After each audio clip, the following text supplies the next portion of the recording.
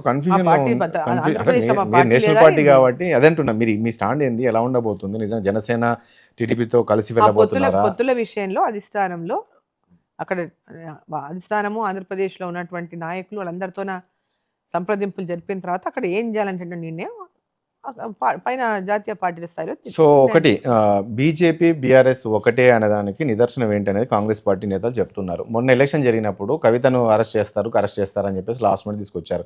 ఇప్పుడు మళ్ళీ లోక్సభ ఎన్నికలు వస్తున్నాయి కాబట్టి మళ్ళీ వెంటనే మళ్ళీ సిబిఐ ఒకసారికి నోటీసులు పంపించడం, సో ఈ రకమైన ప్రచారం చేసి వీళ్ళిద్దరు మళ్ళీ ఓట్లు లాగాలనే ప్రయత్నం చేస్తున్నారు. ఇదే నిదర్శనము, కవిత ఇష్యూవే నిదర్శనం వీళ్ళిద్దరు ఒకటే దానికి. నేను అంటున్నా వీళ్ళకి అదే వీళ్ళకి ఏంటంటే గెలవడానికి ఇది ఒకటే పాట, ఇంకో పాట లేదు. వాళ్ళు ఏం చేస్తారో చెప్పరు. వాళ్ళ అవినీతి మీద సిబిఐ ఎంక్వైరీ ఏమంటే దాని మీద సమాధానం లేదు. బీఆర్ఎస్ బీజేపీ ఈ ఏడపడం మానేసి వాళ్ళు గెలవడానికి ఇది ఒకటే మార్గం ఎంచుకున్నారు. ఇట్లా అంటేనే మేము గెలుస్తాం అనుకుని ఎంచుకున్నారు. ప్రజల లోపల వీళ్ళ మీద విశ్వాసం లేదు. నరేంద్ర మోదీ నాయకత్వం మీద ప్రజలకు విశ్వాసం ఉన్నది.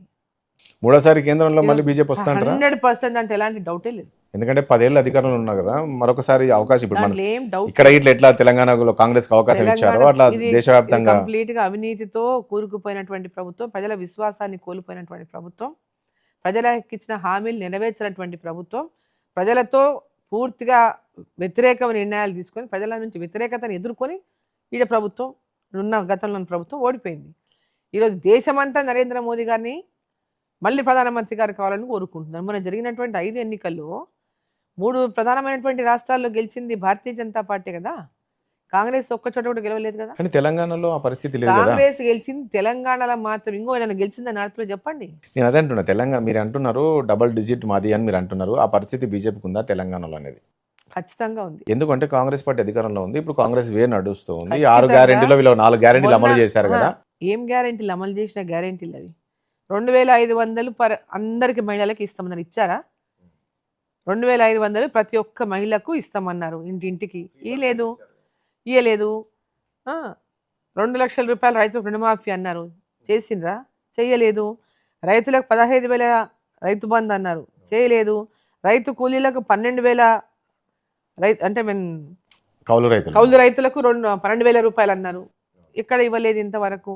సో ఇది కేవలము తూతూ మంత్రంగా పైన తుడిపినట్టు ఏదో చేసి మేము చేసినాం. ఈరోజు బస్సుల్లో మహిళలకు ఫ్రీ అన్నారు. చాలా మంది మహిళలే దాన్ని గ్రామీణ ప్రాంతాల ప్రజలు వ్యతిరేకిస్తూ ఉన్నారు దాన్ని. ఇది ఒకటి చేస్తే ఇంకా అన్ని చేసినట్ట. ఏంది ఇది అన్ని చేసినట్టు అన్న వీళ్ళని. ఇప్పుడు 200 రూపాయల ఉచిత కరెంటు అన్నారు. 200 యూనిట్లు ఉచిత కరెంట్ అన్నారు.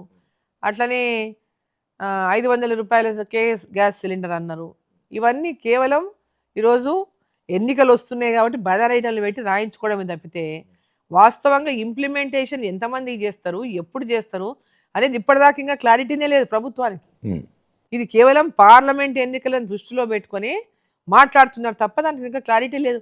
స్వయంగా ముఖ్యమంత్రి అన్నారు కదా, 17 పార్లమెంటు స్థానాలని గెలిపియండి, 17 పార్లమెంటు స్థానాలు గెలిపిస్తేనే 6 గ్యారెంటీలు అవుతాయి, కేంద్రంలో రాహుల్ గాంధీ ప్రధానమంత్రి అయితేనే మనకు అవుతాయి అంటే అర్థమైంది. మొన్న ఓట్లు వేసింది దానికే, మళ్ళీ పార్లమెంట్ కూడా దానికి అంటే అర్థమైంది. మేడం ఒక విషయం చెప్పండి, నిన్న బీఆర్ఎస్ నేతలు వచ్చేసి అటు మేడిగడ్డ వెళ్ళారు, ఇక్కడ పాలమూరు రంగారెడ్డి పోతే కాంగ్రెస్, అసలు ఏం జరిగింది పాలమూరు